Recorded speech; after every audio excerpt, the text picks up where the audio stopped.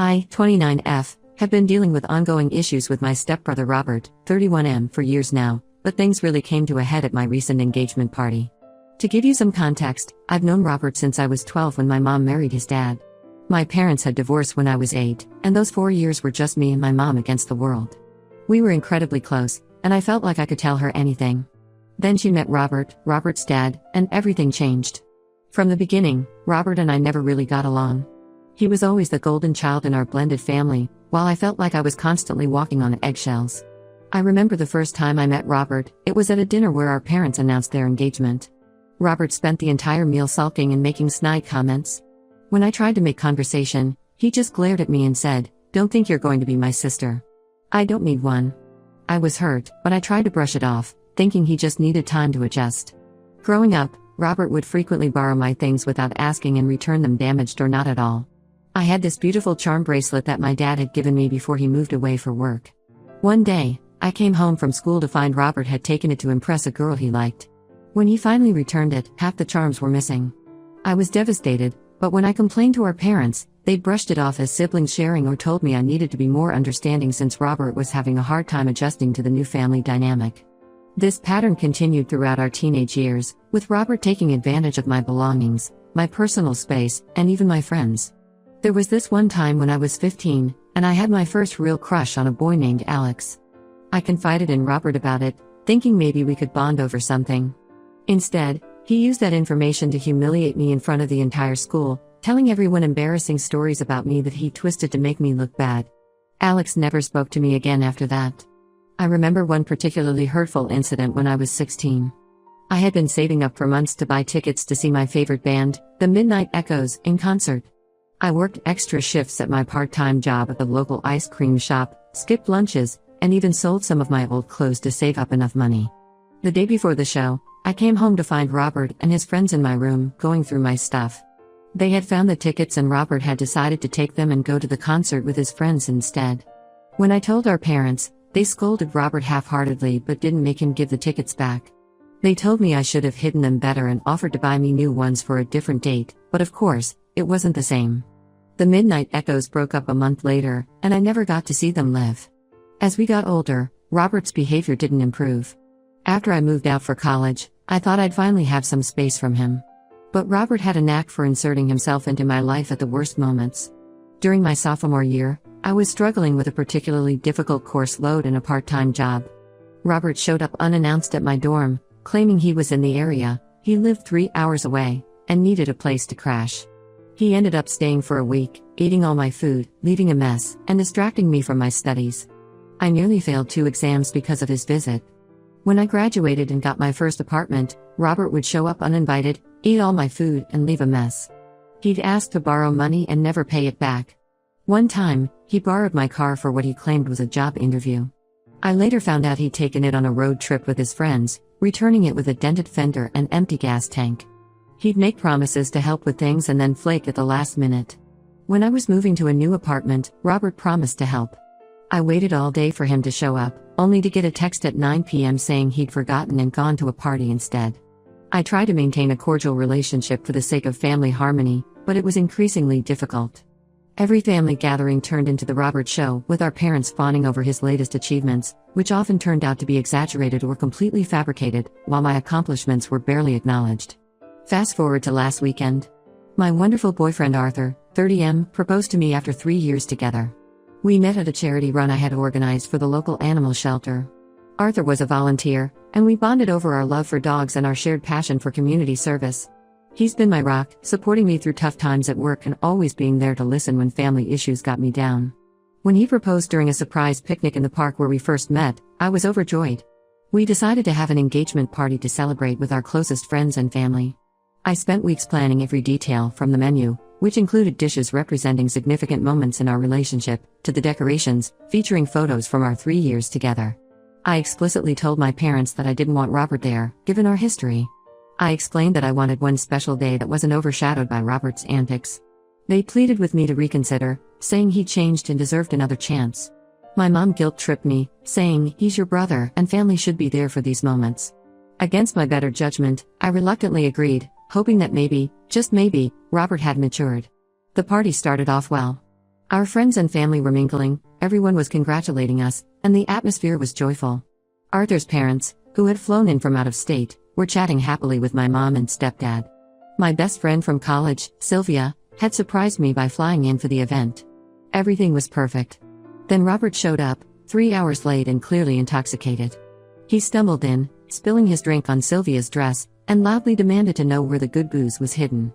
The special cocktails I had carefully planned, each named after a significant moment in our relationship, weren't strong enough for him. I tried to quietly ask him to leave, but he made a scene, shouting that I was being a stuck-up bitch and that he had every right to be there. He then proceeded to give an impromptu, slurred speech about how Arthur was too good for me and how I'd always been the family disappointment. He brought up embarrassing stories from our childhood, twisting them to make me look bad. I could see Arthur's parents exchanging concerned glances, probably wondering what kind of family they were marrying into. The final straw came when Robert, in his drunken state, knocked over the table with our engagement cake. The cake, which Arthur's mother had spent days making as a surprise for us, was ruined. It had been a beautiful 3-tiered creation, each layer representing a year of our relationship. Robert just laughed it off, saying we could just order a pizza or something. I lost it. Years of pent-up frustration came pouring out. I yelled at Robert, telling him he was no longer welcome in my life and that I was done trying to maintain a relationship with someone who clearly had no respect for me. I brought up all the times he'd hurt me, from the charm bracelet incident to the concert tickets to the countless times he'd taken advantage of my kindness. I told our parents that if they couldn't see how toxic Robert's behavior was, then maybe I needed to distance myself from them too. Robert was eventually escorted out by some of Arthur's friends, but the damage was done. The party was ruined, and I was left feeling embarrassed and hurt. Sylvia spent the rest of the evening trying to comfort me, while Arthur did his best to salvage the situation with our guests. His parents were gracious, but I could tell they were shocked by what had transpired. In the days following the party, my parents have been calling and texting nonstop. They're begging me to forgive Robert, saying he was just having a bad day and didn't mean what he said. They're insisting that cutting him out would destroy the family. My mom even said, "Your wedding won't be complete without your brother there." It's like they've completely forgotten about the scene he caused at the engagement party, let alone the years of torment I've endured. Arthur is furious and wants to ban Robert from our wedding and all future family events. He says he can't stand to see me hurt like this anymore. I agree with him, but I'm worried about the fallout with my parents and the rest of the family. Some extended family members have been reaching out, urging me to reconcile with Robert for the sake of family unity. I'm tired of being the one who always has to compromise and forgive, while Robert faces no consequences for his actions. I feel like I'm at a crossroads. Do I once again give in to family pressure and let Robert be part of my wedding day, risking another disaster? Or do I stand firm, potentially causing a rift in the family but finally prioritizing my own well-being? Am I overreacting by wanting to cut Robert out of my life? Should I give him yet another chance for the sake of family peace? Or is it time to stand my ground and prioritize my own well-being and my future with Arthur? Update 1. It's been about a month since the engagement party fiasco, and a lot has happened. First, I want to thank everyone for their supportive comments and advice. It really helped me gain perspective on the situation and gave me the courage to stand my ground. After taking some time to cool down and gather my thoughts, I decided to have a serious talk with my parents. I invited them over to my place without Robert, making it clear that this was a conversation about my relationship with them, not about Robert. I spent days preparing for this conversation, writing down key points I wanted to address and practicing what I wanted to say. When they arrived, I could tell they were apprehensive. My mom tried to immediately start talking about Robert, but I firmly redirected the conversation. I laid everything out on the table. I told them about all the times Robert had hurt me over the years, not just the recent incident. I brought up specific examples, the charm bracelet, the concert tickets, the car incident, and explained how each event had chipped away at my trust and self-esteem. I explained how their constant defense of his behavior had made me feel invalidated and unimportant in the family. I told them about the times I had achieved something I was proud of, like organizing that charity run where I met Arthur, only to have it overshadowed by Robert's latest drama. I was honest about how their pressure to forgive Robert was damaging our relationship, making me dread family gatherings and question my place in the family. To my surprise, my mom broke down in tears. She admitted that they had always known Robert's behavior was problematic, but they were afraid of confronting it. Apparently, Robert had struggled with substance abuse issues in his teens, something I hadn't known, and they were always walking on eggshells, afraid he'd relapse if they were too hard on him. My mom shared a story from when Robert was 16. They had found drugs in his room and confronted him about it. Robert had become so angry that he disappeared for 3 days. They were terrified, imagining all sorts of horrible scenarios. When he finally came home, they were so relieved that they promised themselves they'd do anything to keep him on track. This explained a lot about their permissive attitude towards Robert, but it didn't excuse it. My stepdad was more defensive at first. He talked about how hard it had been to blend our families, how he had always tried to treat me like his own daughter. But as the conversation progressed, he started to see how their approach had backfired. He acknowledged that in trying to help Robert, they had inadvertently hurt me. He admitted that he had often taken the easy route of giving in to Robert rather than confronting the real issues. We talked for hours, bringing up old incidents and working through years of built-up resentment. I shared how I had always felt like an outsider in our blended family, how Robert's constant put-downs had affected my self-esteem well into adulthood. My parents listened, really listened, perhaps for the first time in years. It was emotionally exhausting, but also cathartic. By the end of the conversation, my parents agreed that their handling of the situation had been wrong. They promised to stop pressuring me to forgive Robert and to respect my decision to distance myself from him. My mom, through tears, told me she was proud of the strong woman I had become and that she was sorry for not showing it more often.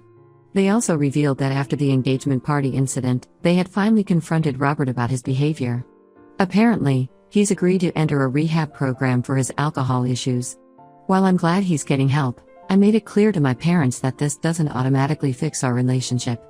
I told them I needed time and space, and that any potential reconciliation would be on my terms, not theirs. We also talked about the wedding. I stood firm on my decision not to invite Robert, and to my relief, my parents didn't push back. They agreed that after his behavior at the engagement party, it would be best for him not to attend. My mom did ask if they could possibly do a small, separate celebration with Robert after the wedding, which I said I'd consider depending on Robert's progress and behavior. As for Arthur, he's been incredibly supportive through all of this. He stood by my decision to talk to my parents alone, understanding that I needed to address these long-standing family issues. When I told him about the outcome of the conversation, he was cautiously optimistic but reminded me that actions speak louder than words. We've decided together that Robert will not be invited to our wedding, regardless of his progress in rehab. Arthur has been clear that his priority is my happiness and well-being, and he'll support whatever decisions I make regarding my family. We've thrown ourselves into wedding planning, which has been a welcome distraction. We're focusing on creating a day that celebrates our love and the supportive community we've built around us. Arthur suggested that instead of a traditional brother-sister dance, which I had been dreading, we could do a special dance with Sylvia, my best friend who's been more of a sibling to me than Robert ever was. I feel like a weight has been lifted off my shoulders. For the first time in years, I feel heard and validated by my parents. There's still a long way to go, and I'm under no illusions that everything is magically fixed. But it feels like a step in the right direction. I'm focusing now on planning our wedding and building a life with Arthur. I'm also considering talking to a counselor to work through some of the lingering issues from my family dynamics. The conversation with my parents brought up a lot of old hurts, and I think it might be helpful to process those with a professional. Thank you all again for your support and advice. It really gave me the strength to have this difficult but necessary conversation with my parents. I'll update again if there are any significant developments. Update 2. It's been about 3 months since my last update, and I wanted to share some recent developments. First, the wedding planning is in full swing, and it's been a welcome distraction from the family drama. Arthur and I have settled on a date 6 months from now, and we're excited about creating a day that truly reflects us as a couple.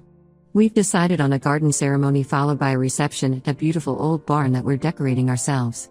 It's a lot of work, but it's been fun to pour our energy into something positive.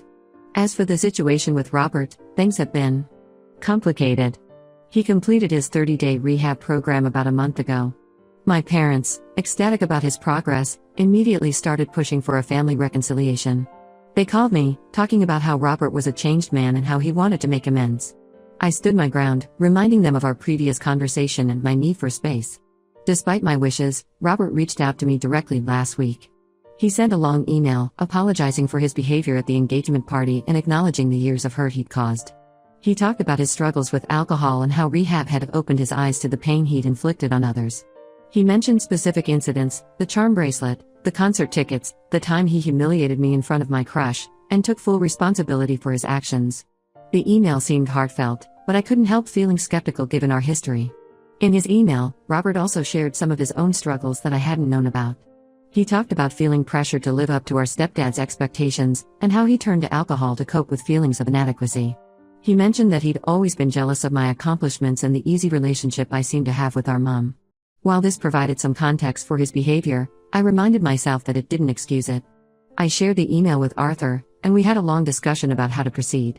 We agreed that while Robert's efforts to change were commendable, 30 days of sobriety didn't erase years of hurt.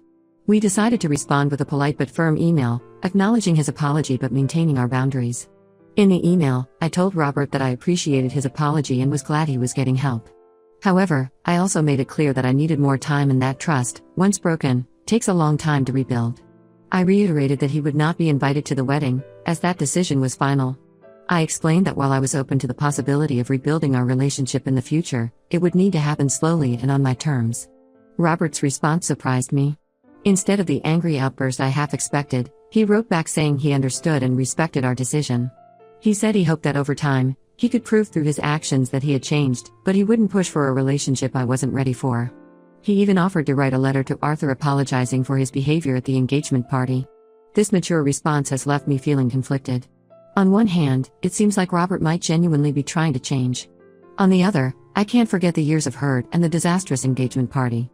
Arthur has been my rock through all of this, reminding me that it's okay to take things slow and prioritize my own well-being. My parents, predictably, are still pushing for a faster reconciliation. They've been hinting that excluding Robert from the wedding is cruel and that I should reconsider.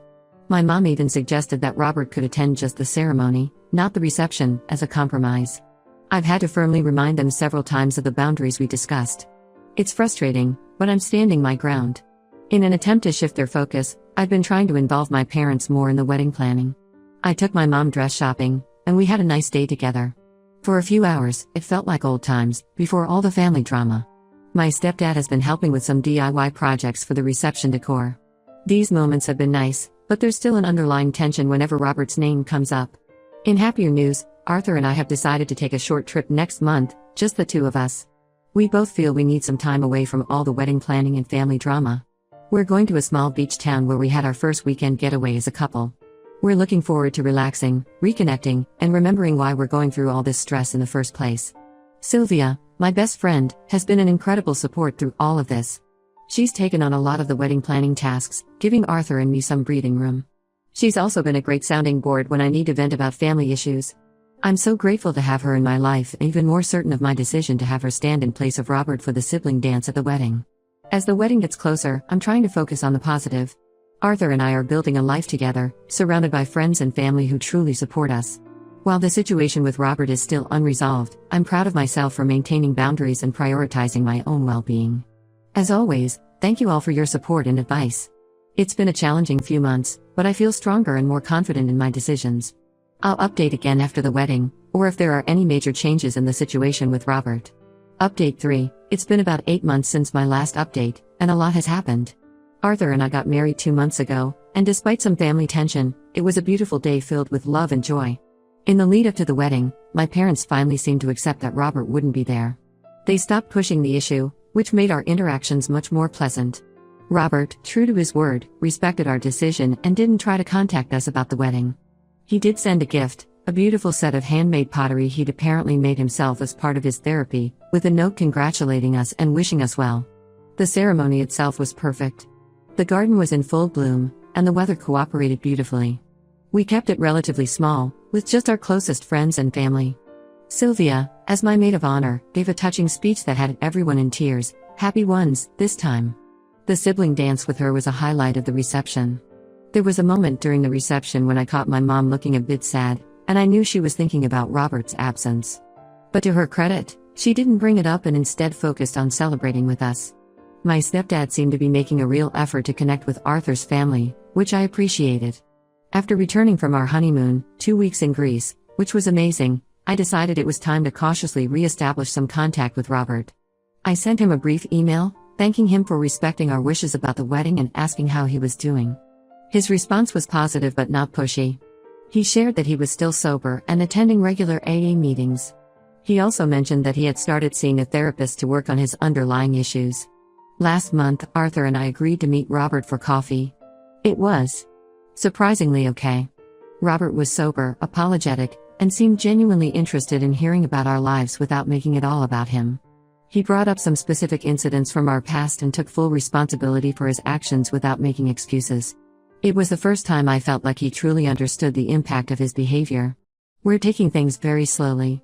We've agreed to occasional family dinners, but I've made it clear that rebuilding trust will take time. Robert seems to understand and respect this. He's been consistent in his sobriety and has even started volunteering at a local youth center, which has given him a new sense of purpose. My parents are overjoyed that we're making an effort to reconnect, but I've had to remind them several times not to push too hard. They're learning to respect our boundaries, though it's clearly a struggle for them sometimes. We've had a few family dinners together, and while they've been a bit awkward, they've also been civil and even pleasant at times. Arthur has been incredibly supportive through all of this. He's cautiously optimistic about Robert's changes but reminds me that it's okay if I need to step back at any point. We're focusing on our life together, settling into our new home, and even starting to talk about future plans for children. I'm cautiously optimistic about the future of my relationship with Robert, but I'm also proud of myself for maintaining boundaries and prioritizing my own well-being in my marriage. It's been a long, complicated journey, but I feel like I've grown a lot through this experience. Thank you all for your support throughout this whole process. Your advice and encouragement have been invaluable. While I don't think I'll need to post any more updates, know that your kindness has made a real difference in my life.